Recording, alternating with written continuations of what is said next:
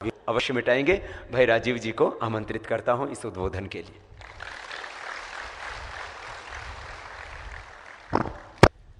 परम पूजनीय स्वामी जी, भारत स्वाभिमान के सभी नौजवान साथियों,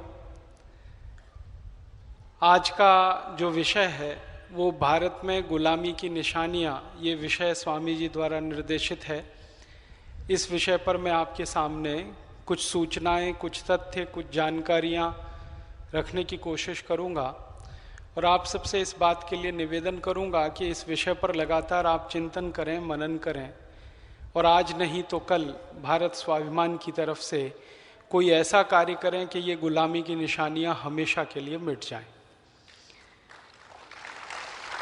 कारण उसका बहुत साफ है कि दुनिया में कोई भी देश कभी भी अपनी गुलामी की निशानियों को सजोकर नहीं रखता। बहुत सारे देश अनेक अनेक समय पर अनेक अनेक दूसरे देशों के गुलाम हुए हैं, लेकिन जैसे ही वो देश आजाद हुए हैं उन्होंने सबसे पहले अपनी गुलामी की निशानियों को मिटाया है। दुनिया में 50 से ज्यादा देश हैं जो अलग अलग समय पर अंग्रेजों के गुलाम हुए और दुनिया में 50 से ज्यादा दूसरे देश हैं जो अंग्रेजों के अलावा दूसरे देशों के गुलाम हुए, जैसे फ्रांस के गुलाम हुए, जर्मनी के गुलाम हुए, पुर्तगाल के गुलाम हुए, स्पेन के गुलाम हुए। तो यूरोप में एक तो इंग्लैंड है, ब्रिटेन है, उसकी गुलामी में दुनिया के 50 देश रहे हैं और इसके अलावा दूसरे 50 देश हैं जो जर्मनी, फ्रांस, स्पेन, पुर्तगाल जैसे देशों की गुलामी में रहे हैं और अलग अलग देशों की गुलामी अलग अलग समय तक चली है। अफ्रीका 450 साल तक गुलाम रहा है अंग्रेजों का।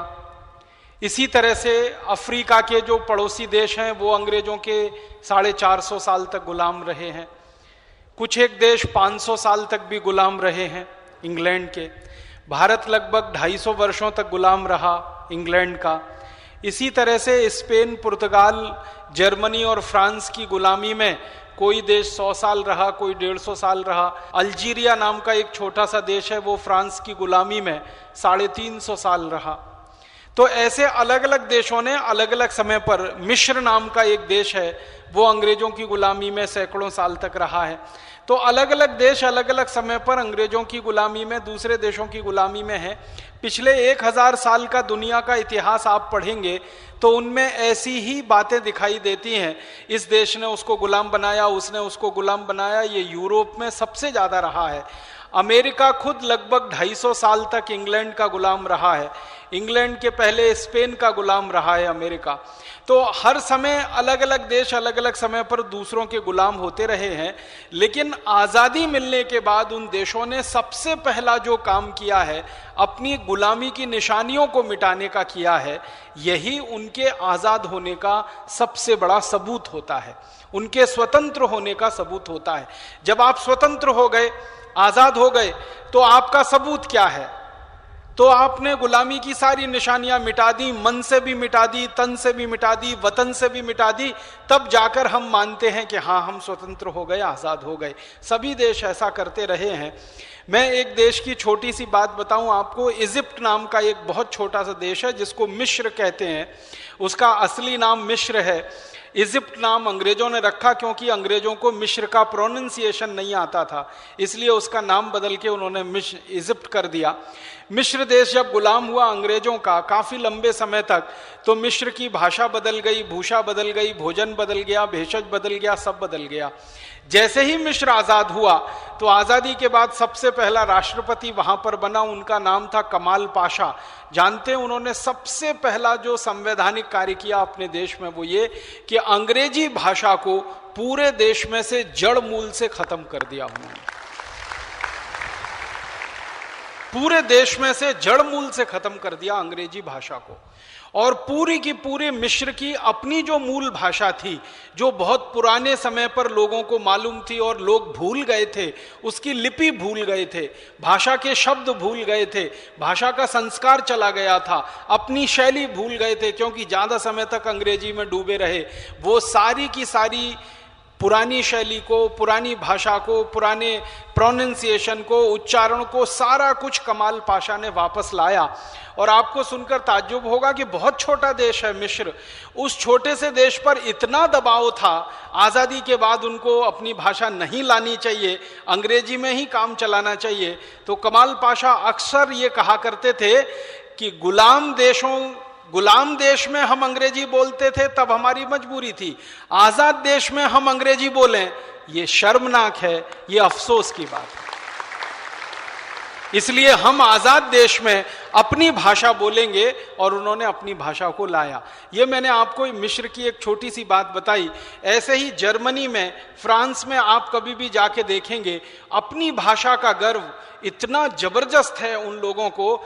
एक समय में अंग्रेजों का फ्रांसीसियों से बहुत झगड़ा हुआ है। अगर आप 1000 साल पुराना विश्व का इतिहास पढ़ेंगे तो 10वीं शताब्दी में करीब 300 साल तक अंग्रेज और फ्रांस एक दूसरे के दुश्मन नंबर 1 रहे हैं, जानी दुश्मन रहे।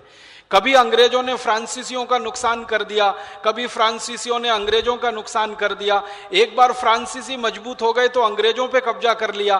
फ्रांस का एक क्षेत्र है, उसको नॉर्मांदी कहते हैं, तो वहां की एक जाति समूह के लोग चढ़ बैठे इंग्लैंड के ऊपर और कब्जा कर लिया पूरे इंग्लैंड पर। और कभी करीब 150 पौने 200 साल नॉर्मन्स लोगों का कब्जा इंग्लैंड पे रहा। फिर फ्रांस की दूसरी जातियों ने भी कब्जा किया। ये झगड़े बाद में उल्टे हो गए, इंग्लैंड ने कभी फ्रांस पर हमला कर दिया। इसमें दोनों की दुश्मनी रही है, और इस दुश्मनी में सबसे पहले उन्होंने अगर किसी बात को ध्यान दिया है तो अपनी भाषा को ध्यान दिया है। जब अंग्रेजों का प्रभुत्व फ्रांस पर हुआ तो अंग्रेजी आ गई वहां पर, लेकिन जैसे ही फ्रांस ने वापस विजय प्राप्त की, अंग्रेजी को जड़ मूल से खत्म कर दिया। आप फ्रांस में चले जाएंगे, सिर्फ फ्रेंच और फ्रेंच ही बोली जाती है, फ्रेंच और फ्रेंच ही पढ़ाई जाती है, कोई अंग्रेजी के शब्द नहीं। कोई आती है अंग्रेजी फिर भी नहीं बोलती। हाँ, अंग्रेजी का एक शब्द कोई आपसे बात नहीं करेगा, अंग्रेजी का एक वाक्य कोई नहीं बोलेगा। अगर आप फ्रांस के किसी हवाई अड्डे पर उतर जाएं, पेरिस में उतर जाएं, कहीं भी उतर जाएं, तो टैक्सी वाले को अगर आपने अंग्रेजी में गलती से बोल दिया, वो कभी भी लेके नहीं जाएगा आपको, झक मारकर आप कितना भी पैसा दे दीजिए उसको। और टूटी फूटी फ्रेंच में आपने कुछ अगर बोल दिया तो हो सकता है पूरे पेरिस में मुफ्त की यात्रा वो आपसे को करा दे, वो कभी आपसे पैसे भी नहीं मांगे। भाषा का इतना गौरव है उनको। और पता है फ्रांसीसियों ने क्या किया? चुन चुनकर डिक्शनरी में से ऐसे सारे शब्द निकाल दिए जो अंग्रेजी भाषा से कभी गलती से फ्रेंच में आ गए थे। क्योंकि आप जानते हैं जब भी कोई देश गुलाम होता है तो उसके कब्जे से सब चीजें चली जाती हैं। अभी एक चीज को आप हमेशा याद रखिएगा, जिस देश की आजादी चली जाती है उस देश का सब कुछ चला जाता है। तो आजादी गई तो भाषा चली जाती है। तो फ्रांस में भी ऐसा कभी हो गया, उन्होंने चुन चुन के एक एक अंग्रेजी का शब्द निकाल दिया अपनी डिक्शनरी से, अपनी परंपरा में से, अपनी मान्यता में से, अपने रोज के जीवन में से सारा उन्होंने अंग्रेजी निकाल दिया। इसी तरह जर्मनी का है। आप जानते हैं जर्मनी और इंग्लैंड एक दूसरे के जानी दुश्मन रहे हैं। जैसे फ्रांस और इंग्लैंड का एक दूसरे से झगड़ा रहा, वैसे ही जर्मनी का इंग्लैंड से काफी झगड़ा रहा है। और दूसरा विश्व युद्ध तो इसी झगड़े के कारण हुआ।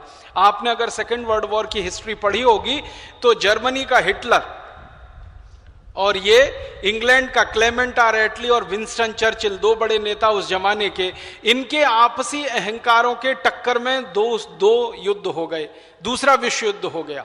और उस दूसरे विश्व युद्ध के बाद जर्मनी में एक ही बात हुई, क्योंकि इंग्लैंड ने जर्मनी का काफी नुकसान किया, बाद में जर्मनी ने भी काफी नुकसान इंग्लैंड का कर दिया। लेकिन जर्मन लोगों ने कसम खाई कि उनके देश में से इंग्लैंड की गुलामी की कोई भी निशानी वो रहने नहीं देंगे। तो जर्मन भाषा में से अंग्रेजी का एक एक शब्द उन्होंने निकाल के फेंक दिया। जर्मनी की मान्यता और परंपरा में गलती से कोई अंग्रेजी मुहावरा आ गया, उस मुहावरे को उन्होंने निकाल के फेंक दिया और बहुत सारी भाषा में उन्होंने परिवर्तन लाया ऊपर से नीचे तक। ये सभी देशों में होता रहा है। लेकिन दुर्भाग्य, हम अपने देश की बात करना चाहते हैं वो ये कि भारत इंग्लैंड का गुलाम हो गया। 250 साल तक हम लगभग उनकी गुलामी में रहे। पहले ईस्ट इंडिया कंपनी की गुलामी रही, बाद में अंग्रेज सरकार की गुलामी आ गई, ब्रिटिश पार्लियामेंट की गुलामी हमारे ऊपर आ गई। और अंग्रेजी यहां अंग्रेजों के कारण आई, ये भी आप जानते हैं, अंग्रेजी भारत की मूल भाषा नहीं है। तो अंग्रेज जिस भाषा को लेके आए थे और जिस भाषा में वो राजकाज चलाते थे, जिस भाषा में भारत के लोगों के ऊपर अत्याचार किया जाता था, जिस भाषा की मदद से भारत के लोगों को लूटमार किया जाता था, जिस भाषा की मदद से भारत के लोगों को मूर्ख बनाया जाता था, जिस भाषा की मदद से भारत के राज्य छीने गए थे, उस भाषा को आजादी मिलने के बाद तत्काल हटा देने की जरूरत थी। लेकिन हमने जर्मनी जैसा साहस नहीं दिखाया, फ्रांस जैसा साहस नहीं दिखाया, मिस्र जैसा साहस नहीं दिखाया। छोटे छोटे देशों ने जिस तरह का साहस दिखाकर अपनी मातृभाषा को राष्ट्रभाषा बनाया, हम वैसा साहस नहीं दिखा सके और आजादी के बाद भी इस अंग्रेजी को लगातार हम ढोते चले आ रहे हैं। सवेरे आपसे परम पूजनीय स्वामी जी बात कर रहे थे कि हमारे संविधान में यह तय हुआ था कि आजादी मिलने के बाद 15 वर्ष के अंदर भारत की भाषा बदल जाएगी। संविधान में लिखा गया, और संविधान में लिखने वाले कोई साधारण पुरुष नहीं थे। इस देश के बड़े बड़े नेताओं ने संविधान लिखा है। बाबा साहब अंबेडकर संविधान सभा की जो ड्राफ्टिंग कमेटी थी उसके चेयरमैन थे। डॉक्टर राजेंद्र प्रसाद संविधान सभा के सबसे बड़े नेताओं में गिने जाते थे। सच्चिदानंद सिन्हा संविधान सभा के बहुत बड़े नेताओं में से हुआ करते थे। अनुग्रह नारायण सिन्हा संविधान के बहुत बड़े नेताओं में गिनती होती थी। सरदार वल्लभ भाई पटेल संविधान सभा के सर्वोच्च पद पर विराजमान हुआ करते थे।